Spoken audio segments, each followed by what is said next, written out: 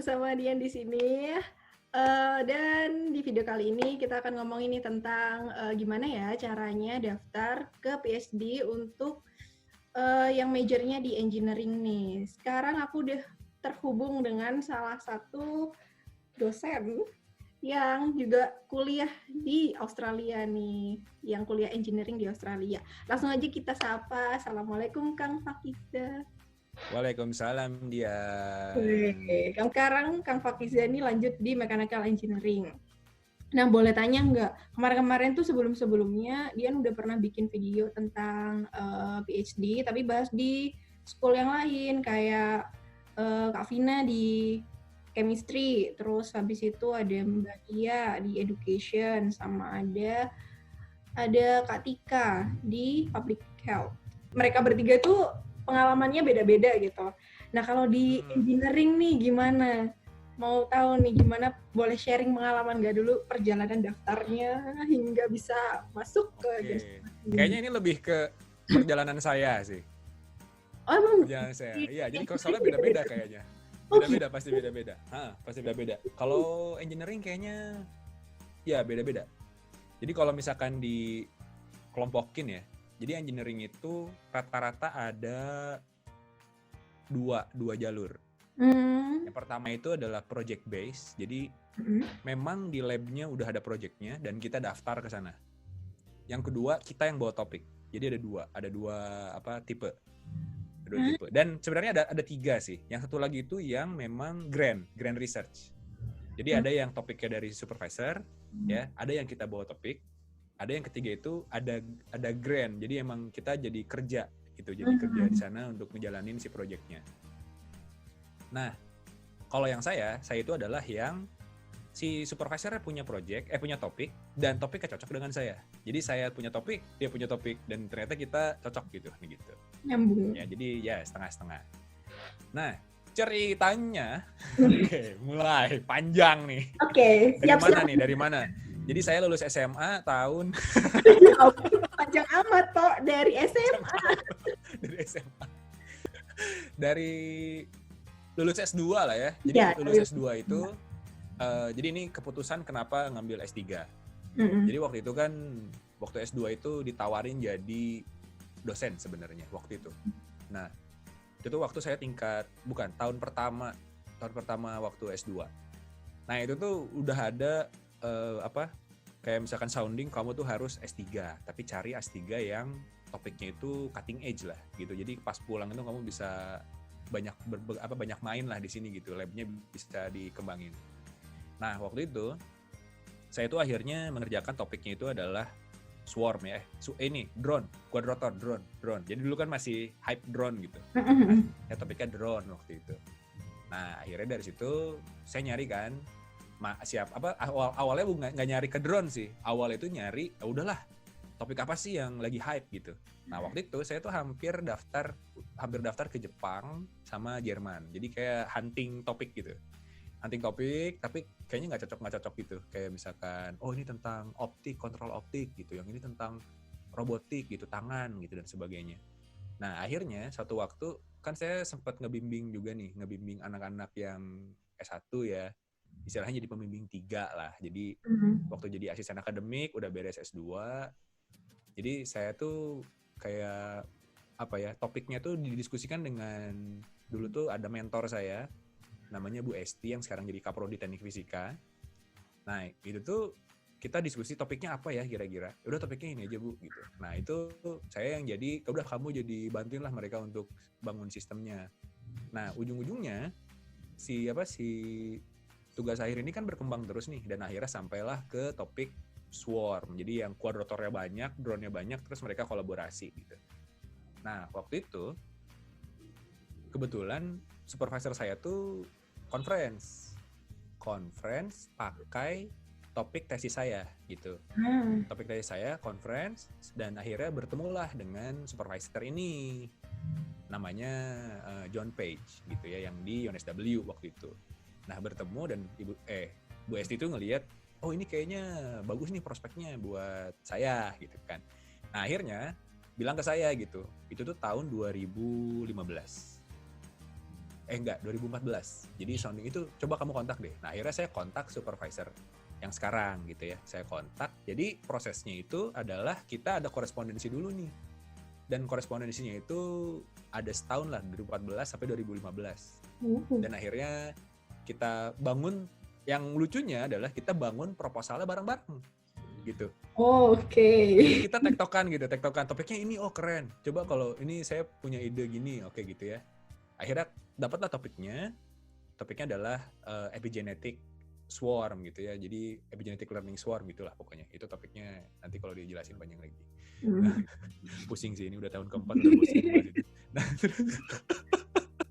Nah terus akhirnya kan habis dari situ tuh udah deal gitu. Nah akhirnya carilah beasiswanya.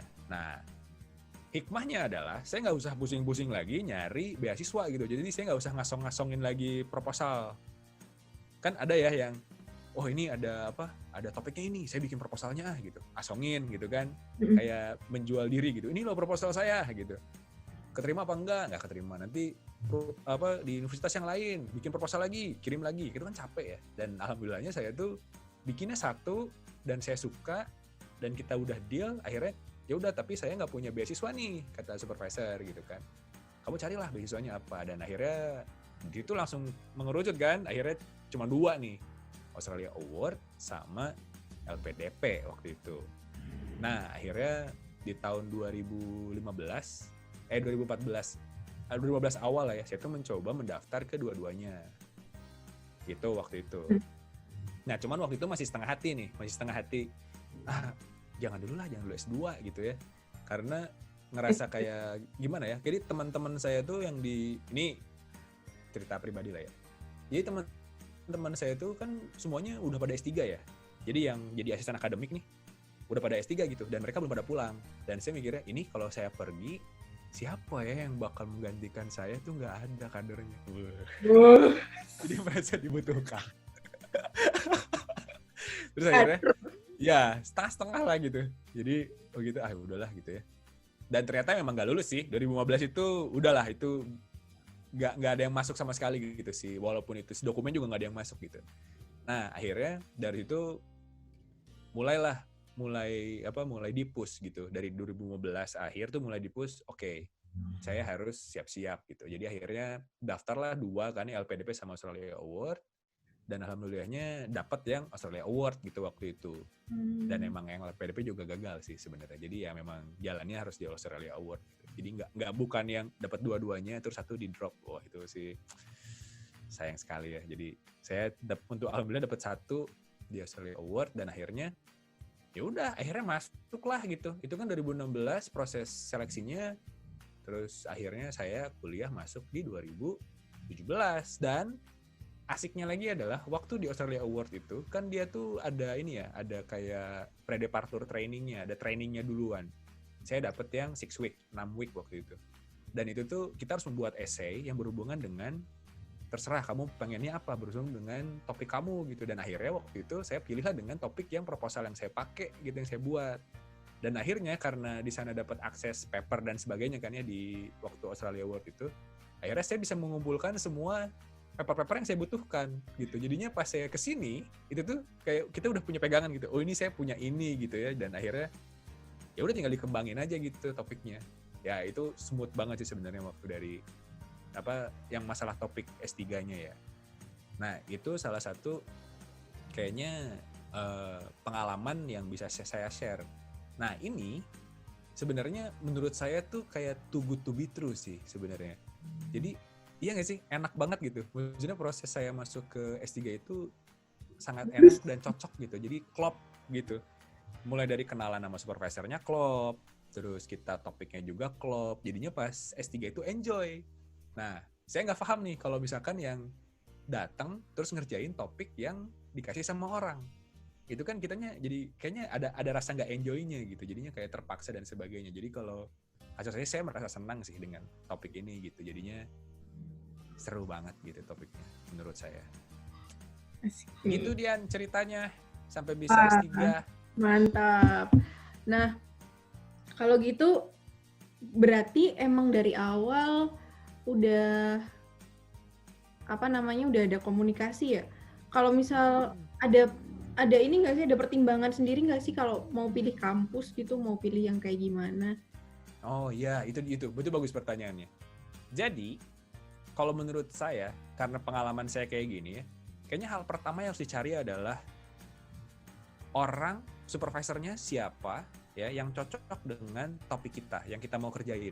Itu dulu. Jangan dulu mikir negaranya mana, kampusnya di mana. Itu nggak penting sebenarnya buat S3. Menurut saya ya, yang penting itu adalah supervisornya siapa, topiknya cocok gitu, dan kita komit untuk ngerjain topik ini.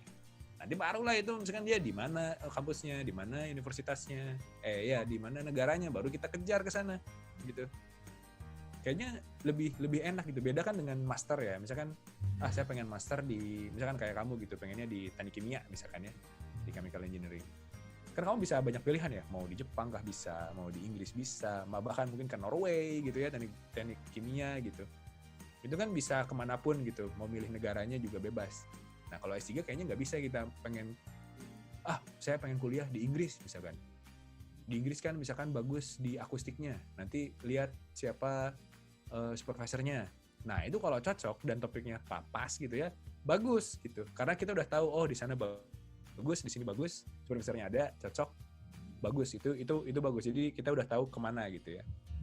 Nah buat yang saklek di universitasnya aja, kayaknya itu bukan keputusan bijak sih. Misalkan kayak, wah saya mau S3 kayaknya ke MIT keren nih. Nah ngejarnya kan MIT-nya, bukan si topiknya gitu jadinya. Jadi nanti berat ngejalaninnya ya, karena nggak cocok. Karena S3 itu 4 tahun loh. Itu tuh bukan waktu yang bentar. Kita mikirin topik yang sama 4 tahun. Itu kayak ngerjain tugas akhir ya, atau skripsi gitu. 4 tahun. Itu doang lagi yang dikerjain. Itu doang, makanya sampai ada kepikiran, aduh ini tuh kok saya tuh kayak udah ada pikiran kayak pasti pengen ngerjain yang lain sebenarnya, jangan ini terus gitu, tapi ini harus diberesin gitu. Nah ini tadi itu ada yang menarik ya, tektokan sama supervisornya kan. Nah tuh kira-kira ada saran-saran nggak, tips apa sih gimana ya caranya biar kita tuh bisa klik dengan supervisornya, bisa tembus dapat LOA-nya dan bisa tembus ininya juga beasiswanya juga. Ya, jadi kalau misalkan kita, jadi tektokan itu sebenarnya mulai dari topik ya, interestnya kita di mana. Misalkan dia ngejelasin dia di labnya punya apa aja sih, terus topik dia apa aja, terus kita sharing paper gitu. Ini paper yang saya udah kerjain itu ini loh, paper yang dia udah kerjain itu ini gitu. Terus saya baca gitu kan papernya, menarik nih papernya. Terus juga lihat, kamu menarik juga nih apa yang kamu kerjain gitu.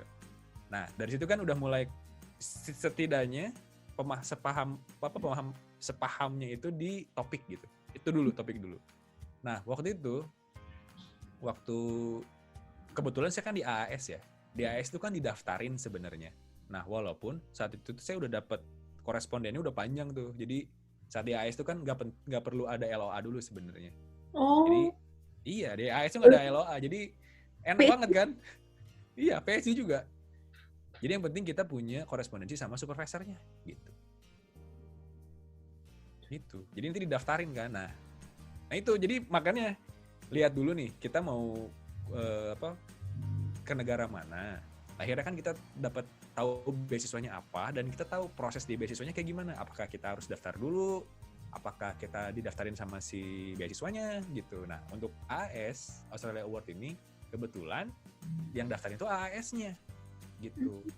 Nah jadinya saat saya udah dapat AAS terus saya daftar, ini loh saya mau di jurusan ini, dosennya ini topiknya gitu. Akhirnya cepet langsung approve gitu. Jadi pas minta rekomendasi gitu ya dari si supervisornya udah gampang, cincai banget gitu. Dan itu kayaknya makanya saya bilang too good to be true gitu, untuk yang saya tuh smooth banget lah alhamdulillah gitu untuk sampai ke S3 gitu. Alhamdulillah, emang rezeki ya kalau begitulah, kalau udah lancar mas. Udah lancar lah rezekinya. Bener. Mantap banget, enak banget. Nah sekarang udah tahun ketiga ya ini ya Mas Bukis ya? Tahun keempat jadi. Saya kayaknya membereskan ini di bulan Desember besok. Luar biasa. Nah tantangannya apa aja tuh? 4 tahun di sana ngerjain itu. Kalau tantangan S3 itu gimana ya, kita tuh ada fase, nggak tahu ya kalau saya ngerasa ya, jadi fase tahun pertama itu tuh kan kita masih explore topiknya, ini yang ngerjain siapa aja gitu kan, terus gapnya di mana gitu, apa yang bisa kita improve, kontribusinya apa. Nah terus kita udah decide nih ya mau ngerjain apa gitu, di mananya gitu ya. Nah akhirnya di tahun kedua kan kita ngerjain nih, itu masih semangat tuh yang kedua. Nah pas tahun ketiga itu udah mulai improvement dong, gimana cara kita mengimprove apa yang udah kita lakuin di tahun kedua gitu. Nah itu udah mulai ada yang kayak aduh ini gimana lagi ya gitu, ada pertanyaan-pertanyaan. Nah tahun keempat mulai mengevaluasi apa yang kita kerjakan. Nah di tahun ketiga sama tahun keempat itu selalu ada gimana ya, ngide ya, kalau anda bahasa anak zaman sekarang itu ada ngidenya gitu, ngide kayaknya ini bisa diginiin deh, ini bisa jadinya nggak beres-beres.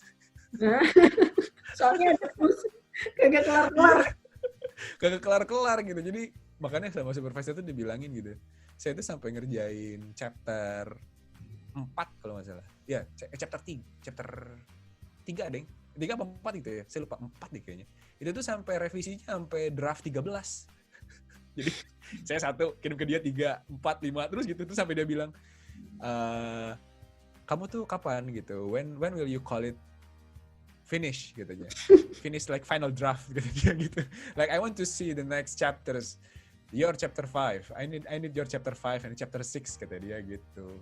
Jadi itulah. Jadi kesulitannya itu adalah saat bilang call it finish itu. Bikin simulasi gitu. Kapan kita bilang oke, ini done gitu. Nah, itu yang saat di tingkat tahun ketiga, tahun keempat itu yang tantangan karena nggak tahu ya, mungkin karena saya orangnya bisa dibilang perfeksionis ya sama apa yang saya buat gitu. Nah jadinya itu tantangannya, karena PhD itu kan kita bukan mengejar Nobel Prize ya. Apa sih gitu, ngapain sih kita tuh kayak cuman training aja sebenarnya, jadi researcher mandiri. Itu yang kejarannya sebenarnya PhD itu. Bukan yang pengen bikin cutting edge research apa gitu.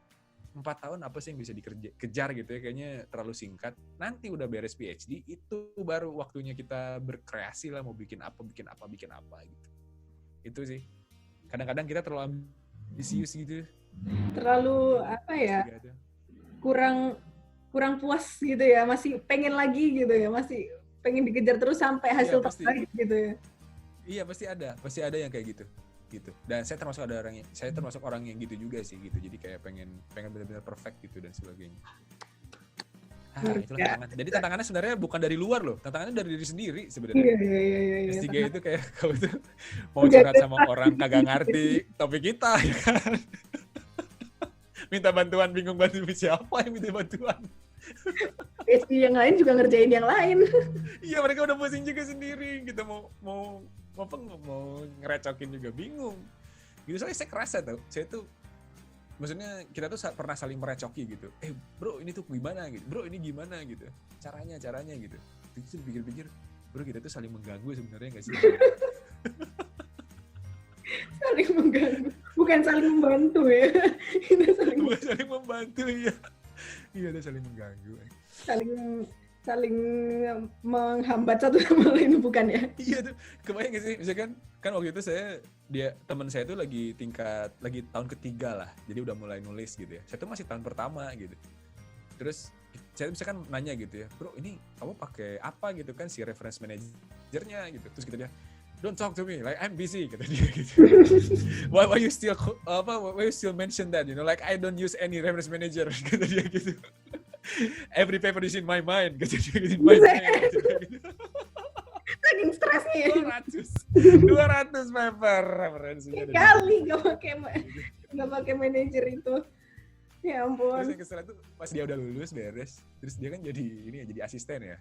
Jadi dia karena mungkin bingung juga gitu mau daftar postdoc susah gitu kan. Akhirnya dia jadi asisten gitu di kampus kan.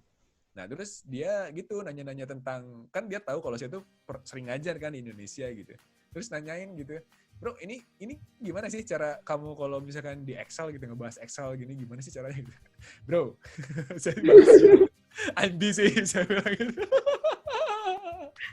Habis itu. Dibales gitu. Itu tapi kocak-kocakan aja sih. Kita nggak sampai ketawa-ketawa. Iya. Saya bilang I remember your face your third year. Oh, you are really messed up man. Saya bilang. Oh, okay. Nah, kalau gitu ada ini nggak pesan-pesan buat yang mau lanjut PhD? Kalau mau lanjut PhD kayaknya pertama itu tentukan ini sih, tetapkan niat ya. Terutama di luar negeri ya. Kalau di luar negeri PhD itu tetapkan niat.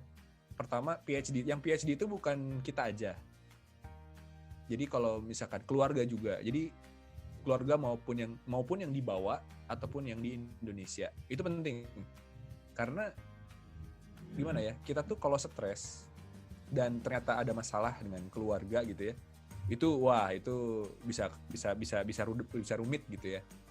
Nah, apalagi orang tua nih, misalkan kita bilang orang tua gitu, saya mau S3 4 tahun, kondisinya gimana, dan bisa jadi dihubungin juga nggak bisa tiap hari, karena bisa mengganggu juga kan, misalkan kita lagi fokus, tiba-tiba dihubungin gitu ya. Jadi harus ada komprominya, kapan sih bisa dihubunginnya, jadwal nelfonnya kapan, dan sebagainya gitu. Nah, kalau misalkan bawa keluarga juga harus dikompromikan karena mikirnya mungkin jarang. Misalkan kapan sih harus kerjanya, kapan di rumah, kapan waktu sama keluarga gitu. Karena yang PhD itu kalau bawa keluarga ataupun keluarga itu keluarga yang PhD-nya gitu. Karena PhD itu bukan belajar tapi hidup sebagai mahasiswa PhD gitu. Life as a PhD student, bukan kita kuliah PhD sebenarnya, bukan kuliah S3 sebenarnya. Gitu. Dan kitanya juga kan harus adjust ya, kayak adjust. Oke, saya kehidupan sebagai PhD harus gimana nih gitu.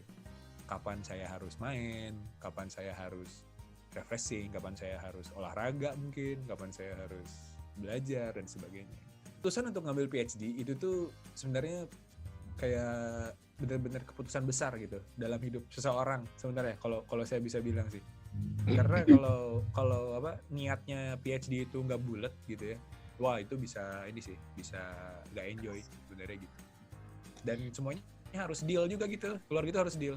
Jadi semuanya bisa membantu lah, mensupport gitu. Jadi apalagi kalau malah makin pusing kan sama keluarga gitu ya. Nah itu mana yang harus diutamakan, prioritaskan kan, jadinya ribet juga ya. Kita udah ada kontrak sama kampus, terus kita udah punya beasiswanya, harus lulus tepat waktu dan sebagainya. Wah pokoknya itu kalau udah kayak gitu pusing sih sebenarnya.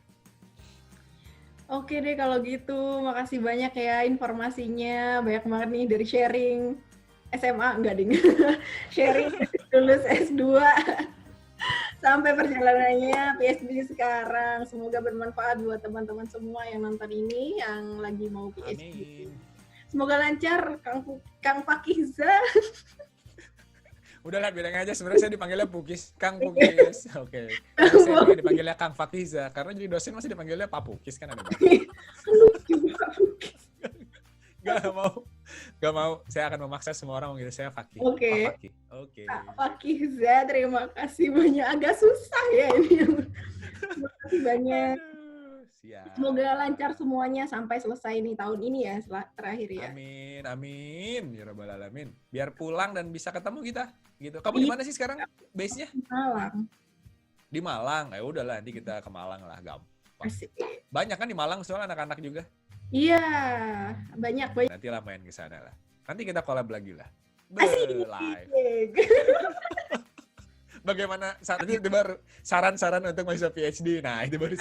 Oh iya benar itu belum. Amin. Lulus dulu. Amin. Oh iya, yang mau belajar tentang software juga bisa nih mampir di YouTube channelnya Pak Fakiza di kelas terbuka. Jangan lupa subscribe guys. Kalian juga jangan lupa subscribe guys. Jangan lupa subscribe, like, dan komen di bawah. Oke. Sampai jumpa di video selanjutnya. Bye. Assalamualaikum.